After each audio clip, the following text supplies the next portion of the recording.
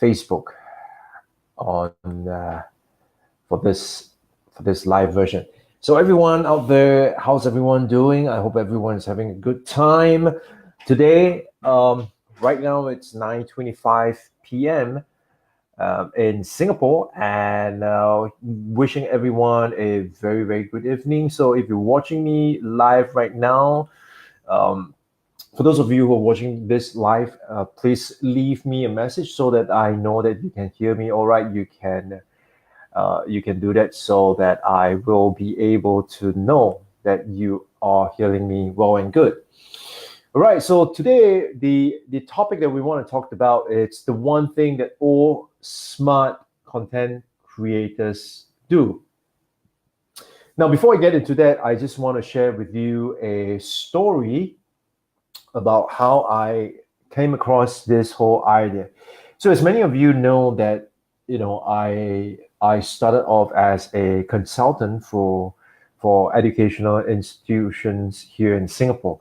And what happened was during the time I was doing very, very well. I was having a six-figure income comfortably, and in the whole process itself, I was able to build my consulting practice.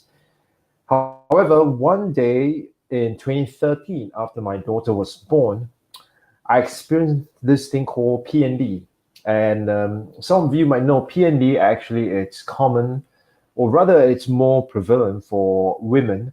But actually, you know, one in 10 dads get PND as well. So if you do not know what PND is, it's postnatal depression, right? So what happened was I experienced PND, and as a result of that, I was feeling down.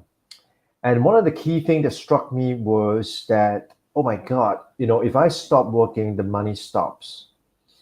And that was when I came to that realization that what I have was actually not a business, but actually it's more of a job. Now, how do I know that? You will know that the moment that you will know that what you have is a job and not a business when the moment you stop working, the money stops. All right. So, because if you have a business, then what happened is that the business continue to earn you an income even while you slept. So, if you think about it, one thing you want to ask yourself is right now, in your capacity, in whatever you're doing right now, are you able to essentially stop working and still have income coming in? So for some of you, you might have already built that additional income stream, but for many of us, we have not. So today I want to share with you what is that one thing that all smart content creators do, right? But before I get into that, um, I just I just want to build on that idea of if you experience the fact that um, if you stop working and the money stop, then what you have really is just a job and not a business. I How's thing down under? So that's Dancing Diana, right? So welcome to the live show.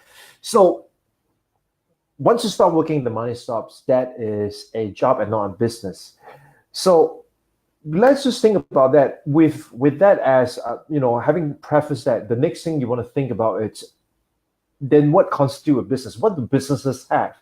And if you think about it, all smart businesses have this thing called assets, right? If you think about it, from a bank, for example, banks would own buildings, right?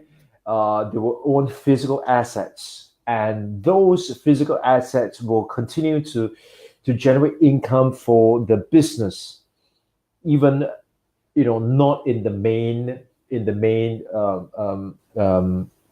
cost of their business. So, for example, the bank, if they own the building, they are able to lease out the building, the space in the building, and lease it out to people. And as a result of that, people are going to pay them a rental income, so they are able to collect rental income, even though that it's outside of their banking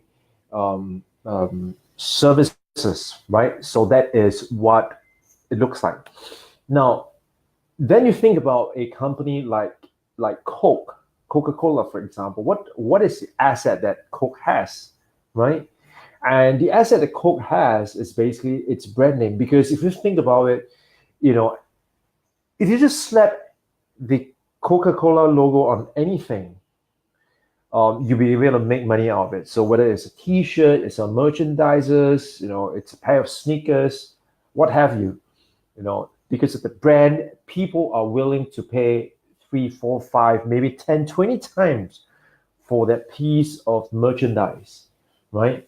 Likewise, if you think about Apple, for example, right? Apple has got this brand and this appeal to people in terms of the design, ease of use, for example, right? At least that's how I perceive it up until Steve Jobs' demise.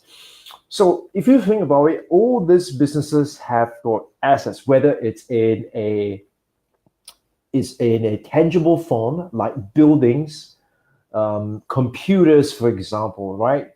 Or it's in terms of intangible, like their brand name, and so on and so forth.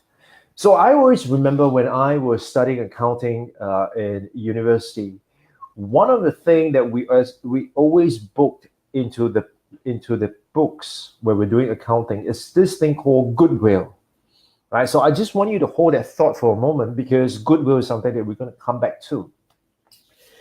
So if you ask me in your life of work, in your line of work, what kind of assets do you have? So many of my clients are consultants, speakers, trainers, arguably coaches, for example. Now, many of them, their assets are either here or they themselves are the assets, right? So like for me, for example, when I during my time when I was a consultant, purely just a consultant for schools, I am my main asset and I am the main person behind that whole practice itself. Because when the schools hire my firm, actually they're hiring me. So I am the firm and the firm am I. So it's one and the same. Now I become the asset, and because of that, my intellectual property, the tacit knowledge that I have here, all these are my assets. Well and good. What you want to ask yourself right now is, as a coach, as a trainer, as a consultant, what are the assets and how can you create assets? And this is where I am getting to. Because in the last 1 year, in 2018, for example, I created a total of 184 videos on LinkedIn. Now, those were not just videos. I mean, some of them did really, really well, but some of them did not. So one of the key things that I learned during that process itself was how to make videos and how to make even better videos. But what's more important is that if you look back, when I look back, what I've done was actually I've created what I call digital assets. And this is where I want to link back to the postnatal depression, what's happened.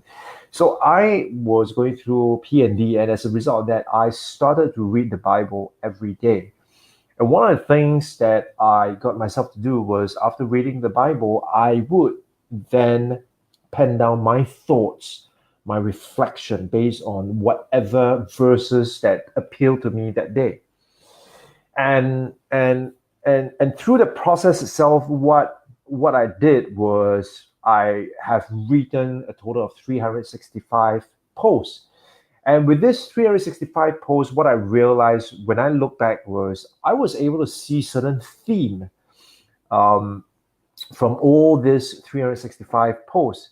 And when I look back on those themes, I basically was able to look to identify three broad themes. So the first theme was what I call discipleship. It's really about making that commitment, having the desire, wanting to have the intent to follow Jesus Christ. So that became discipleship. Then the second theme, the second broad theme that I saw was what I call relationship, right? And so relationship was about how I am able to relate to, you know, my family, how I'm able to relate to my friends, how I'm able to relate to God. So what's the relationship that I have with my family, with my friends, and with God itself, right? So that was the second broad theme, and the third broad theme that I found was leadership, right? And so when I look back at that 365 posts that I have written, I realized that I actually have, I'm able to categorize them into three broad themes, and that was something that really was really fascinating, because with that whole process itself, I now know that even when I go out there and I start creating content, and arguably, I believe that at the back of my head, this information was already there. Now, what happened was that when I read it and when I write it down, I'm actually transferring that information, that knowledge, that know-how onto paper or digital in this case, right? So as I go through that whole process itself, I then recognize that what happened was I was able to categorize them into these three broad categories. And so when I came to LinkedIn, one of the key things that I wanted to make sure that I do was to create digital assets. Why digital assets? Because I firmly believe that people like us, who are consultant, coaches, trainers, speakers, our real assets are actually here, our tacit knowledge. And what I wanted to do was to be able to take that tacit knowledge, codify that into a digital format. And why a digital format? Because I wanted to be able to use it to share with whoever I want to share it with. So think about it for a second. If you are a consultant, a trainer, a speaker, a coach, you have that amount of tacit knowledge, you have that amount of wisdom, the insights, the experience that you had all your life, right? From working with clients and doing research, reading and building up case studies. You have all that in your head. Those are tacit knowledge. Now, I always say that, well, if something should happen, that knowledge goes with you, that wisdom goes with you, that insight goes with you. So is there a way that you could basically take that and codify that, convert into a format which you are then able to leverage? So what I found to be really powerful is using videos, right? So I noticed that I was able to take my knowledge, my insights, my wisdom, my experience, my expertise, create that into videos and allow that to be codified into a digital format. And then I start putting them out on LinkedIn. And as I put them out on LinkedIn, what happened was, over time, I was able to leverage those digital assets to help me gain the attention of the people that I want to work with. And that was fascinating. That was fascinating. Once you're able to do that, you are able to have those pieces of digital assets work for you. So the one thing that all smart content creators do is to create digital assets. So when you are creating content, arguably like content like this, when I am doing this live format, for example, I am not just jumping on Facebook and on Instagram and just doing this. Because what I will do after this live broadcast is done, I would then download the video and upload it onto YouTube. Now it's then going to stay on YouTube, and it is then going to help me do a series of things. So once you've created all those digital assets, and when I upload it onto YouTube, what is that going to do for me? Well, take note. YouTube is arguably the second most used search engine in the world, right? Want to if you want to look for something, for example, like I just bought a new camera the other day, and I wanted to find out what are some of the tricks and tips that I can get the best out of the camera itself. Guess where I turn to? I turn to YouTube, right? I type in Canon 80D in YouTube, and out comes all the tips and reviews and tricks that and how to use the camera to my advantage, right? And like for example, when I just pre-ordered the Surface Pro 6. When I did that, before I pre-ordered that, I was comparing between the Surface Pro and the Surface Pro 6 with the Surface Laptop 2. I was considering between these two. And so what do? Well, you go on YouTube and you watch the videos about, Surface Pro 6 versus Surface Laptop 2.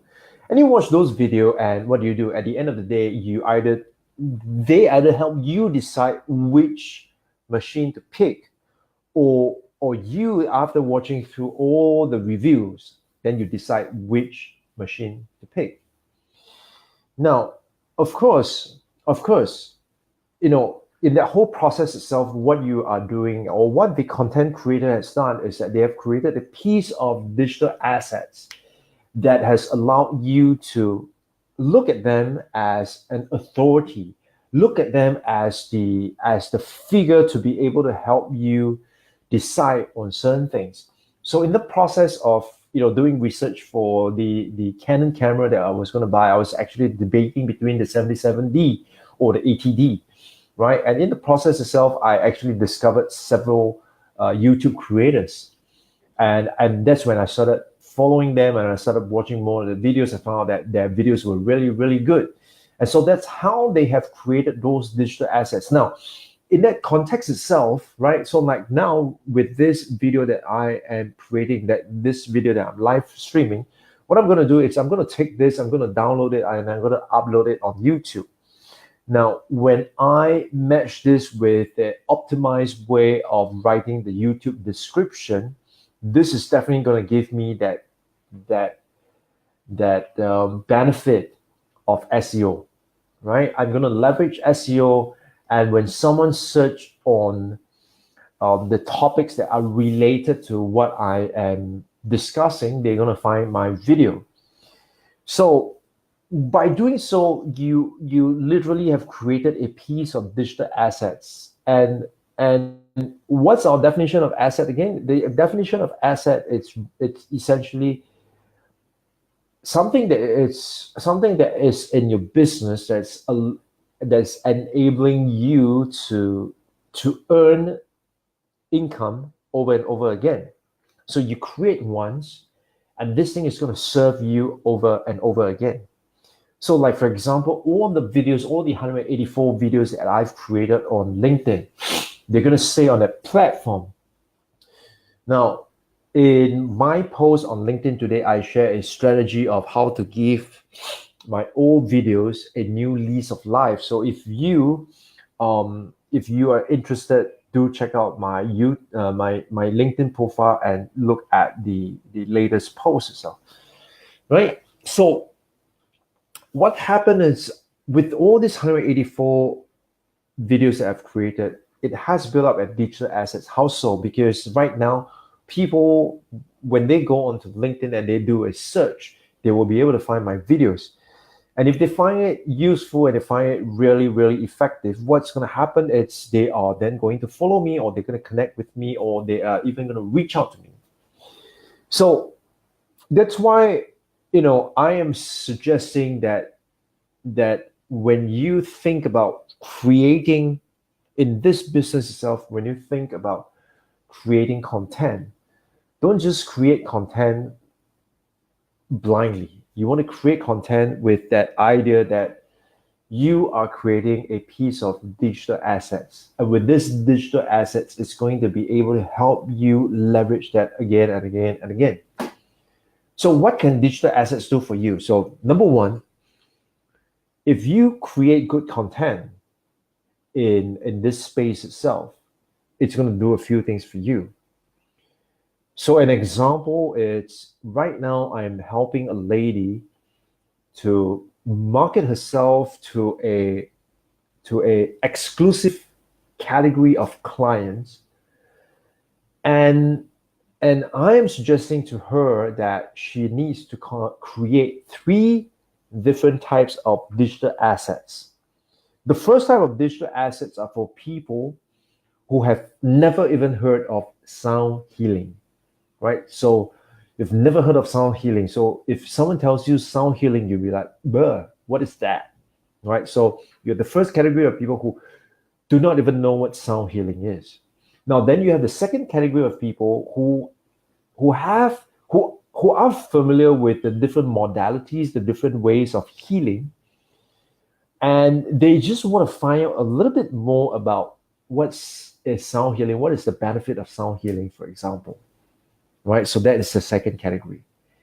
And then you have the third category of people, and these are the people who have decided already that I want to experience sound healing. It's just right now I'm looking for different people or different practitioners to go to. So should I go to practitioner number one, number two, number three? So arguably I'm helping this lady, my client. So of course I want people who go through the whole process to pick her. So I told her to create three categories of digital assets. So the first category of digital assets is to educate people who do not even know that there is this thing called sound healing. Frankly speaking, before I worked with her, I've never heard of this concept called sound healing. Right? I know about Reiki because my ex-partner, ex-business partner used to be a Reiki master himself. I know about Reiki, but I didn't know anything about sound healing. So I told her to create a group of content about sound healing. What is it about, right? To talk to share with people the history of how this whole practice came about. So that is more the awareness phase. And then to make a second category of digital assets, to create a second category of digital assets. And this is perhaps where you do a comparison of sound healing versus yoga, sound healing versus Reiki, or sound healing versus this, sound healing versus that. And here really is to give people an idea of what are some of the benefits of sound healings, right? So this is where people are considering different modalities, and you might want to present with them what are the benefits of sound healing, right? So that's the second category. Now, a third category will be then the group of people who have already decided that I want to experience sound healing. Now the question is, who do I go with? So of course I would want people to choose her. So the third category of digital assets that I've asked her to create are basically testimonials. And what I'm gonna do is in the online training that I'm gonna be sharing with you in the next few days. Yes, I'm starting an online training, and I would give you more details on that later on. But in the online training itself, what I will share with you would be in depth of for each of these phases, what are the category of digital assets that you can create. So for her, the third category, it's basically testimonials. Testimonials of that category of people, the exclusive group of people that she wants to reach out to, right? And to use testimonials as a way to get people to want to consider her. Now, what happens is the following: once she has all this, library of digital assets, she can then deploy those digital assets on many different platforms. So for example, on social media, like Facebook, Instagram, it could be more of the awareness to tell people that, hey, there is such a thing called sound healing, right? Because if you understand the whole drift with social media, specifically Facebook and Instagram, for example, people there, people do not go there to look for things. Things find them. So it's over there that you want to introduce, you want to get people to know that there is actually such a concept called sound healing. So the educational piece is where you want to put it out on social media, right? So that's the first that is the first category. Now the second category of consideration where you're weighing the benefits of sound healing versus other practices, this is where you may want to put it on YouTube, for example. Why? Because this is where people are going to go online and they're going to start searching for benefits of sound healing, right? Because you don't do the kind of searches on Facebook. You don't go to Facebook and search for benefits of sound healing. You don't go to Instagram and do that, right? You probably go to Instagram and look at healing or alternative healing. And so use of hashtags, for example, becomes really, really important here. So second category is where you want to put it on YouTube, because this is where people would go into Google and they will start searching alternative form of healing. And if your videos, the description of your videos are written in such a way that it's optimized, your videos will come up. And this is the second category of the consideration phase when people are kind of comparing between this and that. And then in the third category where we talked about the testimonials, for example, this you can probably put it on your landing page. So an example you could, so the whole process, it could be people can discover you on Facebook, and then they check out your Facebook page, and the Facebook page will lead them to the YouTube videos. And in the YouTube videos, probably that's where you will channel them to the landing page. And on that landing page, that is where you want to put in the testimonial videos or the testimonials, right? And this is where people are going to look at that. And once people look at that, that will influence or help them decide that, yes, I want to go with you.